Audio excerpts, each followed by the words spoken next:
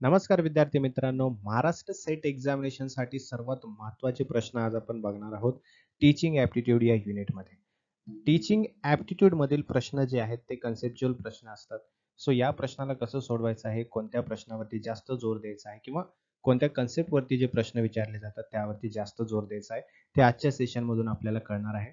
त्यामुळे सर्वांनी हा सेशन शेवटपर्यंत बघायचा आहे आणि सेशन आवडलं तर लाईक करायचं आणि जास्तीत जास्त शेअर सुद्धा करायचं. महाराष्ट्र सेट एक्झामिनेशनसाठी अत्यंत महत्त्वाची गोष्ट मी तुम्हाला सांगू इच्छितो. तुमच्या बेस्ट रिव्हिजनसाठी आम्ही घेऊन आलेलो आहोत टेस्ट सिरीज, जे की पूर्ण पेपर 1 वरती असणार आहे. पेपर 1 मधील 10चे 10 युनिट यामधून कव्हर होतील.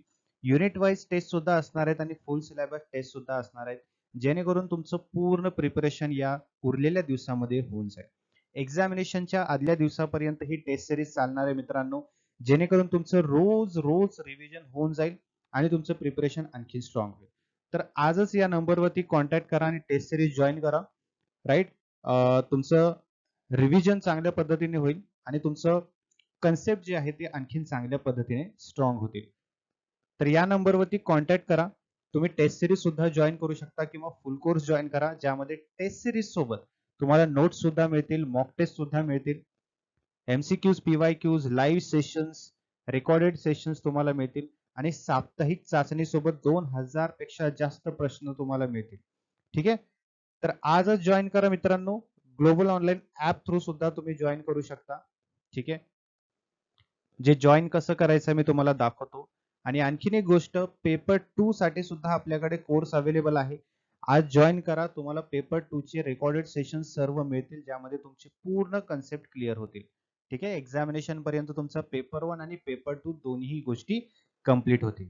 ठीक आहे. तर आजच जॉईन करा आणि तुमचं प्रिपरेशन जे आहे ते आणखीन स्ट्रॉंग करा. बघा, ऍप्लिकेशनच्या थ्रू तुम्हाला कसं जॉईन करायचं आहे.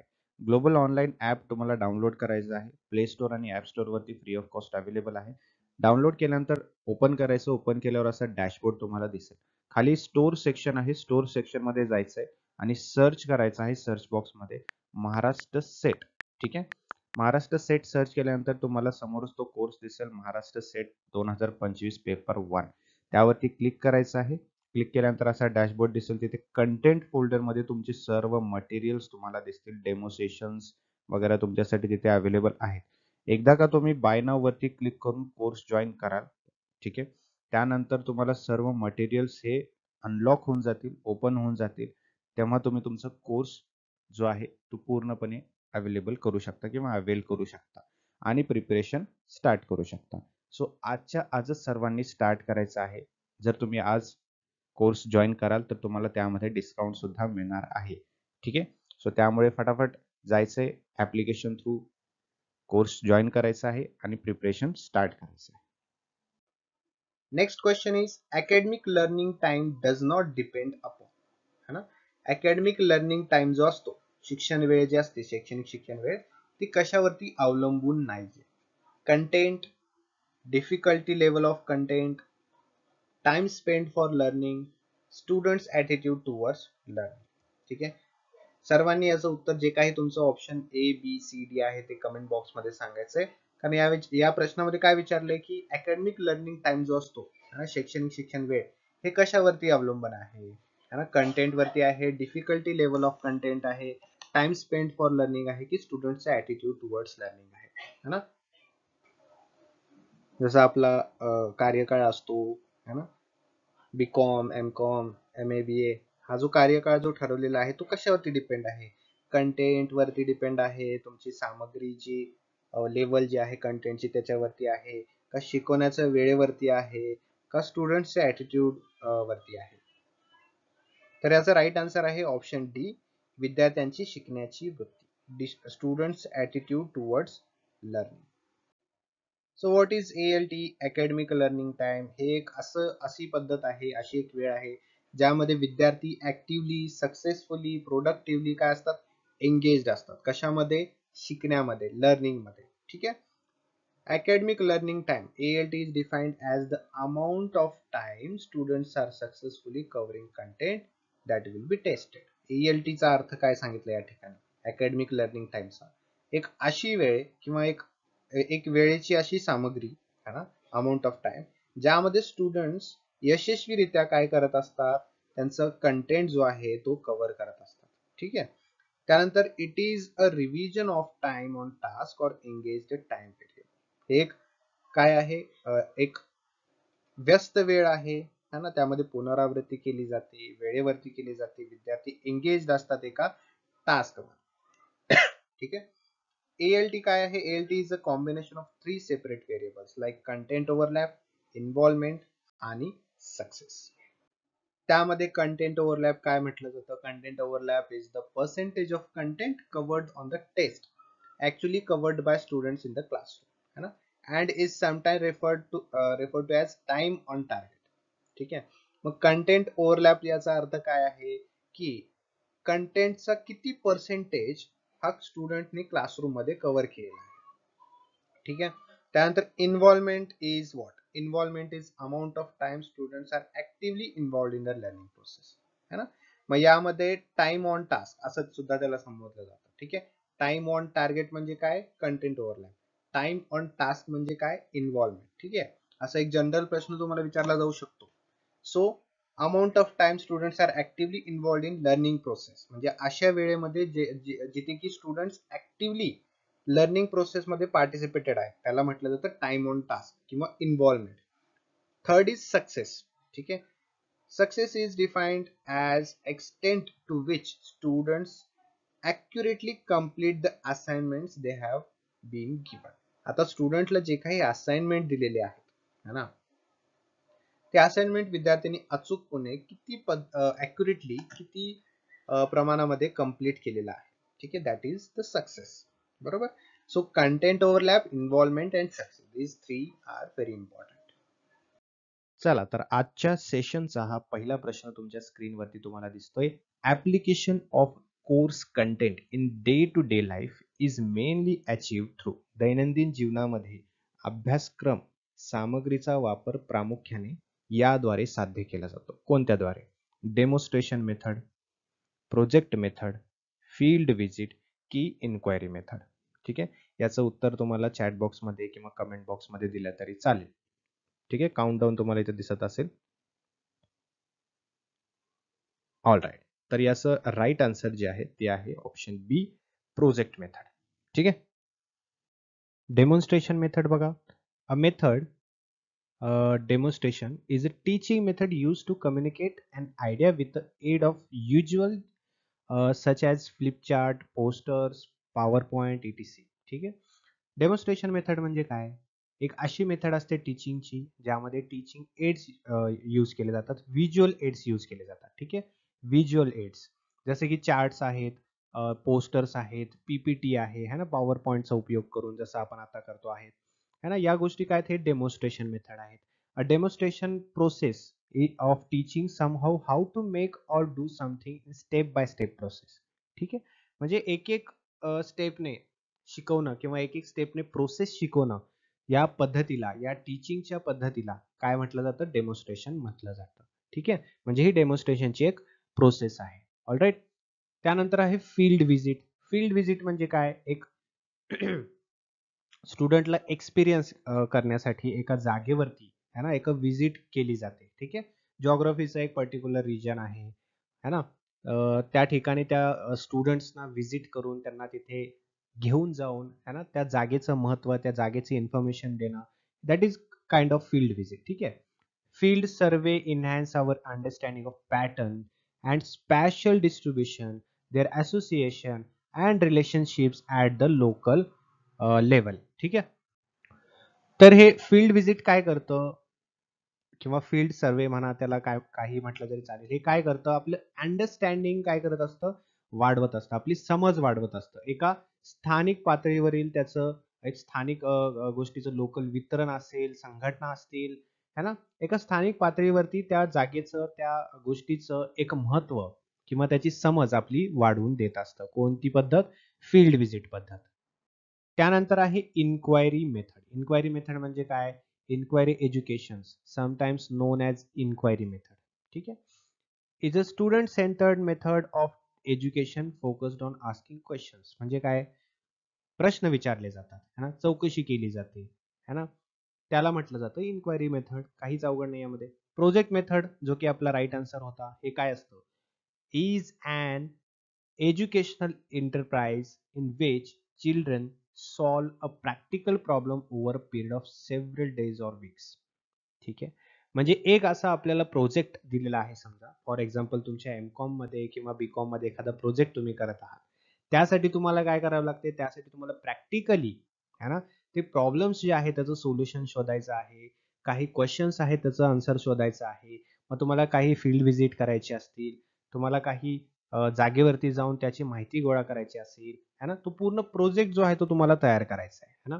इट मे इन्व्हॉल्व व्हॉट, यामध्ये काय काय असू शकतं? बिल्डिंग रॉकेट असू शकतं, डिझायनिंग अ प्लेग्राऊंड असू शकतं, पब्लिशिंग अ क्लास न्यूजपेपर असू शकतं, है ना, काही असू शकतं. मग या गोष्टींसाठी तुम्हाला काय करायला लागतं? रिसर्च करायला लागते, बरोबर. वेगवेगळ्या माहिती तुम्हाला गोळा करावे लागतात, है ना. The project may be suggested by the teacher but they are planned and executed as far as possible by the student themselves, है ना.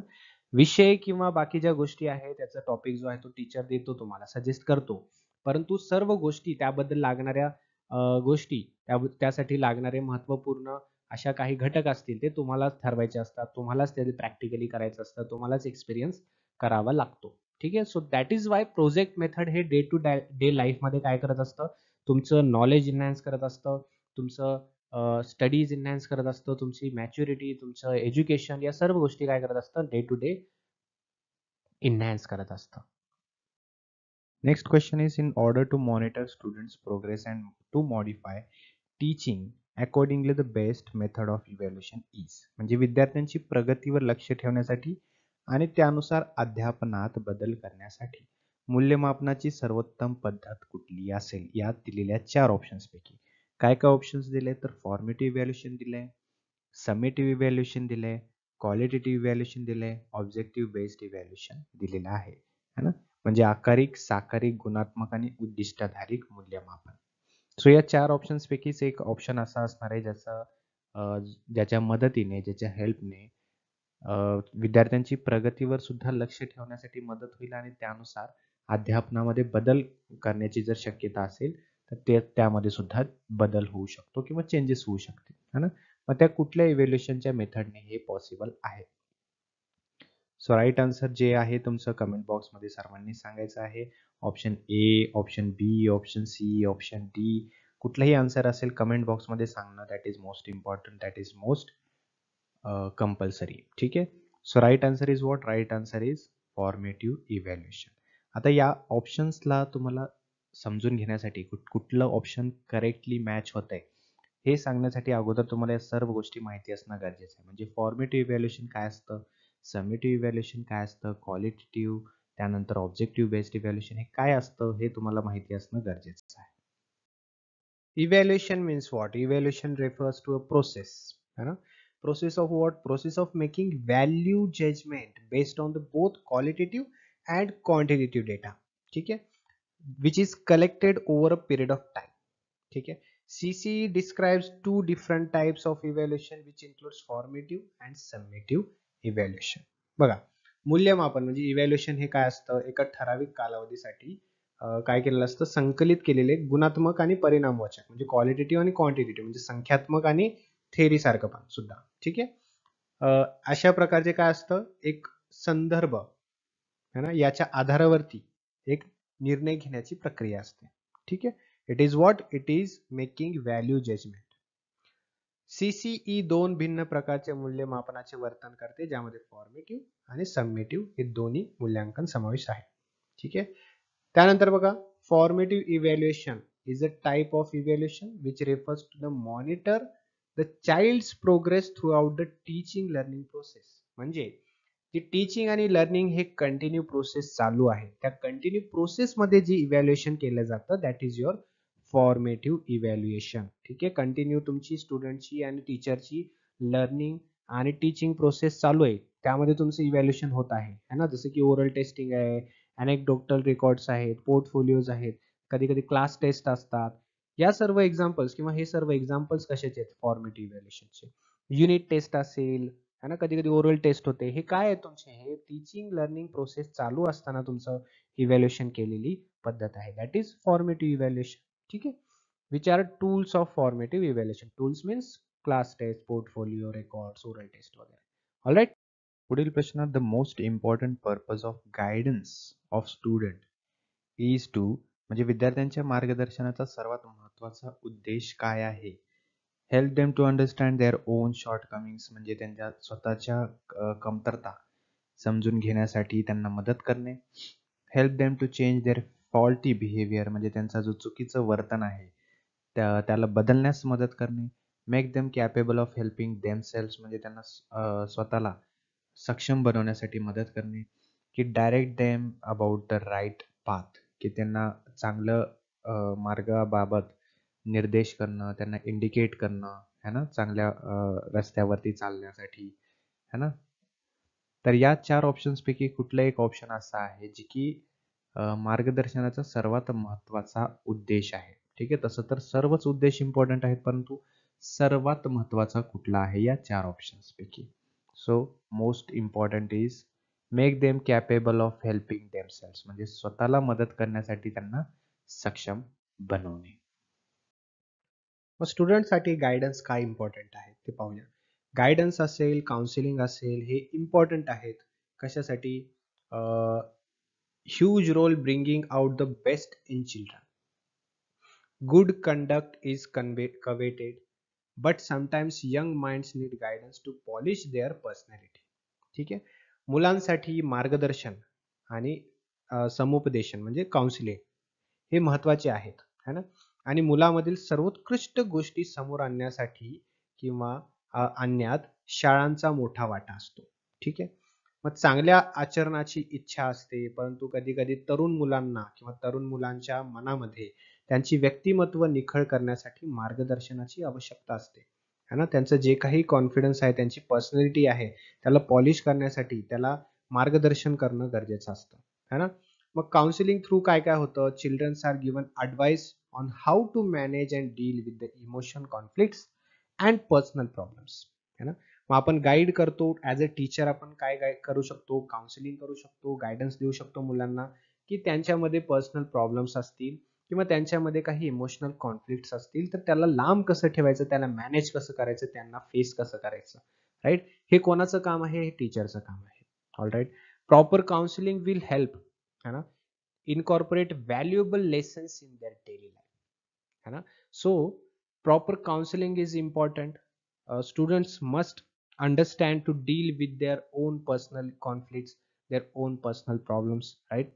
And in that condition, teacher will play the major role to counseling or guide them in their life, right. Some sessions should involve career guidance where the students are advised on the selection of course and different career paths. मग त्यामध्ये काही काही sessions असे असतात ज्यामध्ये की guide केलं जातं करिअर बद्दल. ठीक आहे. त्या करिअर मध्ये तुम्हाला काय चूज केलं पाहिजे, करिअर कुठल्या सब्जेक्ट मध्ये, कुठल्या फील्ड मध्ये तुम्हाला करिअर केलं पाहिजे, तुमची ॲबिलिटीज काय काय आहेत, त्या ॲबिलिटीज वरून तुम्ही कुठे गेलं पाहिजे, कुठला रस्ता पकडला पाहिजे, या सर्व प्रकारच्या गायडन्स हे करिअर गायडन्स मध्ये शिक्षकाकडून, काउन्सिलर कडून दिलं जातं, है ना. It's important to prepare them for life after school and what to expect in the different fields they might opt for. काय म्हटलं या ठिकाणी? स्कूल नंतर त्यांना त्यांच्या आयुष्यामध्ये, है ना, काय केलं पाहिजे, त्यांची लाईफ बेटर होण्यासाठी, है ना, काय काय गोष्टी त्यांना नाही केल्या पाहिजेत आणि केल्या पाहिजेत, या दोन्ही गोष्टी तुम्हाला सांगणं गरजेचं आहे as a teacher, as a guidance counsellor, है ना. मग निगेटिव्ह अँड पॉझिटिव्ह या दोन्ही गोष्टींचं आकलन विद्यार्थ्यांना होण्यासाठी टीचर हा मेजर रोल प्ले करतो. कारण गायडन्स आणि काउन्सिलिंग हे प्रॉपर वे मध्ये टीचर देऊ शकतो. After school what you should do in life, है ना. तर स्टुडंट्सने निगेटिव्ह आणि पॉझिटिव्ह या दोन्ही गोष्टीकडे लक्ष देणं गरजेचं असतं, right. Negative in the sense काय गोष्टी नाही केल्या पाहिजे जे की तुमच्या आयुष्यामध्ये तुमचा लाईफमध्ये तुम्हाला सक्सीड करायला मदत करतील, सक्सेस मिळवण्यासाठी मदत करतील. काही पॉझिटिव्ह गोष्टी आहेत जे की केल्या पाहिजे, जे की तुमच्या सक्सेसला सुद्धा मदत करतील. ठीक आहे. पुढील प्रश्न काय म्हणतोय? The question how would you prove that the earth is round or not round is based on the objective of comprehension, evaluation, application or synthesis. पृथ्वी गोल आहे की गोल नाही, है ना, हे तुम्ही कसे सिद्ध कराल? हा जो प्रश्न आहे हा कोणत्या उद्दिष्टावरती आधारित आहे? हे कॉम्प्रिहेन्शन वरती आधारित आहे, हे इव्हॅल्युएशन वरती आधारित आहे, हे ऍप्लिकेशन वरती आहे की हे सिंथेसिस वरती आहे. म्हणजे आकलन, मूल्यमापन, उपयोजन, संश्लेषण यापैकी कुठलं राईट आन्सर आहे जे की काय सिद्ध करेल की पृथ्वी गोल आहे की नाही, है ना, हे सिद्ध करेल. राईट. सर्वांना याचा आन्सर कमेंट बॉक्समध्ये सांगायचा आहे. That is compulsory. Okay. So या चारपैकी ऑप्शन राईट जे आहे ते आहे ऑप्शन बी, इव्हॅल्युएशन करून, इव्हॅल्युएट करून. To find out comprehension skills बद्दल बघूया. Use words such as describe, explain, estimate, predict, identify, differentiate etc. है ना. It is for what? It is to encourage your child to translate, interpret आणि extrapolate. That means what? तुमचे comprehension skills म्हणजे आकलन कौशल्य जर तुमच्या मुलाचं शोधून काढायचं असेल किंवा स्टुडंटचं शोधून काढायचं असेल, तर त्याला कशा प्रकारचे प्रश्न विचारले पाहिजेत? त्याला विचारले पाहिजे डिस्क्राईब, मग एक्सप्लेन करा, एस्टिमेट करा, प्रेडिक्ट करा, आयडेंटिफाय करा, डिफरेंशिएट करा, है ना. अशा प्रकारचे प्रश्न जेव्हा विचारतो तेव्हा आपण काय करत असतो? त्या विद्यार्थ्याचे, त्या मुलाचे कॉम्प्रिहेन्शन स्किल्स बाहेर काढण्याचा प्रयत्न करत असतो. ठीक आहे. त्यानंतर application skills. Alright. Application skills साठी काय? Use word such as demonstrate, apply, illustrate, show, solve, examine, classify, experiment, है ना. अशा प्रकारचे जे कमांड्स असतात ते दिले जातात स्टुडंट्सला, है ना. एखाद्या पर्टिक्युलर टॉपिक वरती डेमोन्स्ट्रेशन द्या, एखाद्या पर्टिक्युलर गोष्टीवरती इलिस्ट्रेट करा, एक्झामाइन करा, एक्सपेरिमेंट करा. That is for what? That is your application skills, है ना. मग तुम्ही कुठल्या तरी गोष्टीमध्ये अप्लाय कराल, कुठल्या तरी गोष्टीमध्ये तुम्ही एक्सपिरियन्स कराल, एक्सपेरिमेंट कराल, राईट. त्यातून तुम्हाला काहीतरी साध्य होईल, right. It is what? It is a first way or we can say the first hand, है ना, information you will get from the application skills. ठीक आहे. इव्हॅल्युएशन स्किल्स साठी काय? assess, decide, measure, select, explain, conclude, compare and summarize, है ना. Evaluation साठी, evaluation म्हणजे मूल्यमापन करायचं आहे, है ना. मूल्यमापन करण्यासाठी मग तुम्ही काय करा? मेजर करा काहीतरी, राईट. निष्कर्ष काढा, स्पष्टीकरण द्या, मोजमाप करा, मग त्यामधून इव्हॅल्युएट होतं. इव्हॅल्युएट होतं याचा अर्थ काय? मूल्यमापन होत असतं, है ना. मूल्यमापन मध्ये म्हणतो ना आपण हे किती आहे ते मेजर करा, है ना. ते मेजर केल्यानंतर आपल्याला कळतं, त्याचं मूल्यमापन आपल्याला आपल्याकडून होत असतं, राईट. सिंथेसिस म्हणजे संश्लेषण, राईट. त्यासाठी काय करायचं? मग कंबाईन करा, रिअरेंज करा, सबस्टिट्यूट करा, क्रिएट करा, डिझाईन करा, इन्व्हेंट करा, राईट. यासाठी काय होतं? इनकरेज केलं जातं विद्यार्थ्याला combine elements into pattern that's new, है ना. जे ऑलरेडी आहे त्याला कंबाईन करून काहीतरी नवीन बनवण्याचा प्रयत्न, है ना. डिझाईन करण्याचा प्रयत्न, काहीतरी नवीन क्रिएट करण्याचा प्रयत्न, राईट. अशा प्रकारचे जे स्किल्स असतात, अशा प्रकारचे जे गोष्टी केल्या जातात, त्यातून आपले सिंथेसिस स्किल्स जे आहेत ते बाहेर पडत असतात. ठीक आहे. So these are the 4 skills. पुढील प्रश्न काय आहे? Which of the following is not good for essential teaching. Essential teaching जे आहे, अत्यावश्यक अध्यापन जे आहे, त्यासाठी खालील दिलेल्या ऑप्शन्स पैकी कुठलं एक ऑप्शन आहे जे की चांगलं नाही किंवा इफेक्टिव्ह नाहीये. ठीक आहे. ह्युमन रिलेशन स्किल्स म्हणजे मानवी संबंध विषयक स्किल्स असतील, कौशल्य असतील. कम्युनिकेशन स्किल्स म्हणजे संप्रेषण कौशल्य. अट्रॅक्टिव्ह पर्सनॅलिटी, त्यानंतर knowledge of appropriate teaching method, है ना. या चारपैकी कुठला असं ऑप्शन आहे जे की तुम्हाला ॲप्रोप्रिएट किंवा एक इसेन्शियल टीचर म्हणून मदत करणार नाही. ठीक आहे. तर human relation skills is important, communication skill important, attractive personality, knowledge of appropriate teaching method. या कुठल्या ऑप्शन्स, या 4 ऑप्शन्समध्ये कुठला असा ऑप्शन आहे जे की इसेन्शियल टीचिंगसाठी ते उपयुक्त नाही आहे. ठीक आहे. So right answer is attractive personality, आकर्षक व्यक्तिमत्व. कारण human relation skills is important. Student सोबत, टीचर सोबत, टीचरचं रिलेशन हे मेंटेन ठेवणं इम्पॉर्टंट आहे. कम्युनिकेशन स्किल्स इम्पॉर्टंट आहेत. सब्जेक्टचं नॉलेज महत्त्वाचं आहे. टीचिंग मेथड्सबद्दल नॉलेज महत्त्वाचं आहे. ठीक आहे. So attractive personality is less important than this all options. ठीक आहे. मग इफेक्टिव्ह टीचिंग साठी काय काय गरजेचं असतं? तर effective teaching includes what? Teacher behaviour, teacher knowledge regarding the subject matter, teacher beliefs, teacher's dedication towards improving her students, है ना, her or his students, her effective teaching, sorry, here effective teaching is defined as the ability to improve students achievement. ठीक आहे. मग यामध्ये काय बघा, एखादं प्रभावी टीचर किंवा एखादं प्रभावी अध्यापनामध्ये शिक्षकाची वागणूक कशी असली पाहिजे, शिक्षकाचं विषयाबद्दलचं ज्ञान किती आहे, है ना, शिक्षिकेचा विश्वास, शिक्षकांचे तिच्या विद्यार्थ्यांना सुधारण्यासाठी समर्पण यांचा समावेश होत असतो. कशामध्ये? प्रभावी अध्यापनामध्ये, म्हणजेच इफेक्टिव्ह टीचिंग मध्ये. ठीक आहे. मधला काय म्हणतोय की the main objective of teaching is to, अध्यापन जे आहे, टीचिंग जे आहे, त्याचा मुख्य उद्देश काय आहे. त्यासाठी आपल्याला 4 ऑप्शन्स दिलेत. ते 4 ऑप्शन्स काय सांगतायत की टू फॅसिलिटेट लर्निंग, म्हणजे शिक्षण किंवा शिकणे हे सुलभ करण्यासाठी. ठीक आहे. To give information about unknown facts, म्हणजे ज्या गोष्टी आपल्याला माहिती नाहीयेत, जे आपल्याला इन्फॉर्म नाहीये, त्या गोष्टी किंवा त्या फॅक्ट्स बद्दल इन्फॉर्मेशन मिळवणे. किंवा to use teaching aids to simplify the content. Teaching aids म्हणजे काय? टीचिंग एड्स म्हणजे ऑडिओ व्हिज्युअल एड्स, है ना, काही प्रोजेक्टर्स, बोर्ड्स, चार्ट्स, या गोष्टी काय आहेत, याला टीचिंग एड्स म्हटलं जातात. ठीक आहे.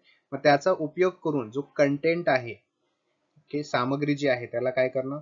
सुलभ करणं. त्यानंतर ऑप्शन डी काय म्हणतोय? To form good learning habits in students, विद्यार्थ्यांमध्ये चांगल्या सवयी निर्माण करण्यासाठी टीचिंगचं एक ऑब्जेक्टिव्ह असणं गरजेचं आहे, है ना. तर या 4ही ऑप्शन्स मध्ये जर बघायला गेलं तर 4ही ऑप्शन जवळपास आपल्याला बरोबर वाटतात, है ना, की टीचिंगचं ऑब्जेक्टिव्ह जे आहे, अध्यापनाचं मुख्य उद्देश जे आहे, हे 4ही ऑप्शन्स आपल्याला बरोबर वाटत आहेत. परंतु यामध्ये एकच ऑप्शन राईट आहे, है ना. त्यामध्ये कुठलं राईट ऑप्शन असेल हे सर्वांनी कमेंट बॉक्स मध्ये आधी सांगायचं, त्यानंतर मी तुम्हाला सांगणार आहे की what will be the correct answer, है ना. यामध्ये बघा, करेक्ट आन्सर जवळपास जे सगळ्यात जास्त ऍप्रोप्रिएट आहे, राईट, क्वेश्चनला सगळ्यात जास्त ऍप्रोप्रिएट जे आहे ते आन्सर काय आहे, तर ते आहे टू फॅसिलिटेट लर्निंग, है ना, शिकणे सुलभ करण्यासाठी. म्हणजे टीचिंगचा मुख्य उद्देश हे काय आहे? शिकणे सुलभ करण्यासाठी, है ना. To give information about unknown facts, to use teaching aids to simplify the content, to form good learning habits in students, these are other qualities. ठीक आहे.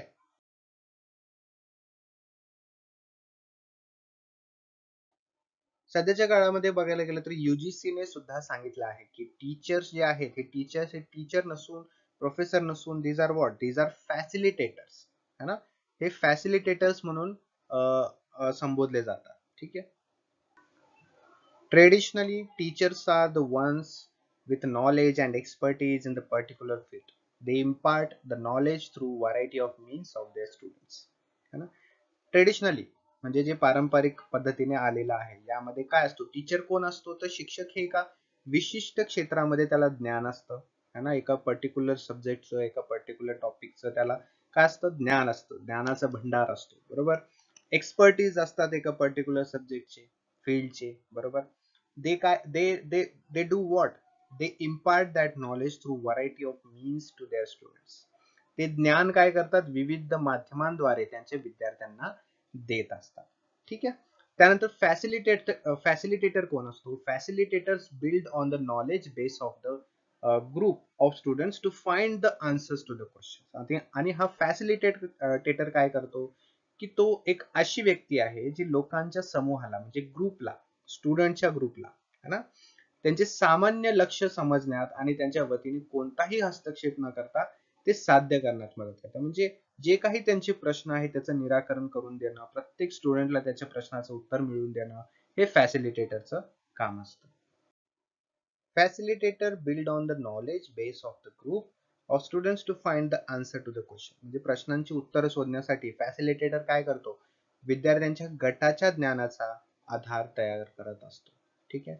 Therefore, when we say the teacher has to play a role of facilitator in the classroom, this means that the teacher should not be the king who controls the activities of the learner. जसं की आपल्या माहिती traditionally जो teacher असतो, है ना, teacher म्हणलं की वन वे टीचिंग असं आपल्याला दिसतं, है ना. भूतकाळापासून चालू आलेली जी पद्धत आहे टीचर काय ट्रेडिशनल पद्धत मध्ये एक बोलणारा व्यक्ती, समजवणारा व्यक्ती आणि स्टुडंट्स फक्त ऐकणार आणि समजून घेणार, राईट. परंतु फॅसिलिटेटर काय करतो? फॅसिलिटेटरच्या गोष्टीमध्ये ही अशी पद्धत नसते, ट्रेडिशनल पद्धत नसते. यामध्ये एक मॉडर्न पद्धत आहे ज्यामध्ये टू वे टीचिंग असते. लक्षात घ्या, काय two way teaching? Two way teaching means what? विद्यार्थी आणि टीचर हे दोघही ऍक्टिव्हली पार्टिसिपेटेड असतात. ओके, तर यामध्ये टीचरला काय म्हटलंय? यामध्ये टीचरला फॅसिलिटेटर असं संबोधलं गेलेलं आहे, है ना.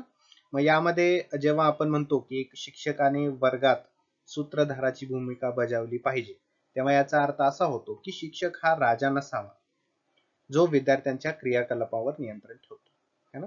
एक कंट्रोल ठेवणारा शिक्षक जो असतो, लाईक अ किंग, है ना, तो नसावा. So facilitator is that person who does not controls like a king, है ना. किंग सारखं तो क्लासरूम मध्ये वावरत नाही, है ना. त्यामध्ये काय असतं? मग त्यामध्ये असतं two way. Two way in the sense students आणि टीचर दोघी ऍक्टिव्हली पार्टिसिपेटेड असतात. स्टुडंट सुद्धा स्टुडंट जे आहेत ते टीचरला क्वेश्चन करतात. टीचर जो आहे तो चांगल्या पद्धतीने, फ्रेंडली पद्धतीने स्टुडंटच्या प्रश्नांचं उत्तर त्यांना मिळवून देतो, है ना, आणि त्यांच्या सक्सेस मध्ये त्यांना एक हेल्पफुल असं कामगिरी करून देतो. Next question is, in the method of teaching, teacher uses maxim known as specific to gender. ठीक आहे, अशी एक पद्धत आहे टीचिंग मध्ये ज्यामध्ये की स्पेसिफिक टू जनरल अशी एक पद्धत वापरली जाते. मग ती पद्धत कोणती आहे? अनालिटिकल आहे, सिंथेसिस आहे, इंडक्टिव्ह आहे की डिडक्टिव्ह आहे? ठीक आहे, सर्वांनी याचा राईट आन्सर द्यायचा आहे. या 4 ऑप्शन्स पैकी ए बी सी डी कुठलं राईट आन्सर आहे जे की काय दर्शवतं? एक टीचिंग मॅक्झिम, ज्याला की काय म्हटलं जातं? स्पेसिफिक टू जनरल, है ना. भरपूर विद्यार्थ्यांना माहिती असेल की स्पेसिफिक टू जनरल पण असतं आणि जनरल टू स्पेसिफिक अशी 2 पद्धती असतात. ठीक आहे, यामध्ये काय आहे राईट आन्सर? राईट आन्सर आहे specific to general means inductive, and if there is general to specific that means deductive. ठीक आहे.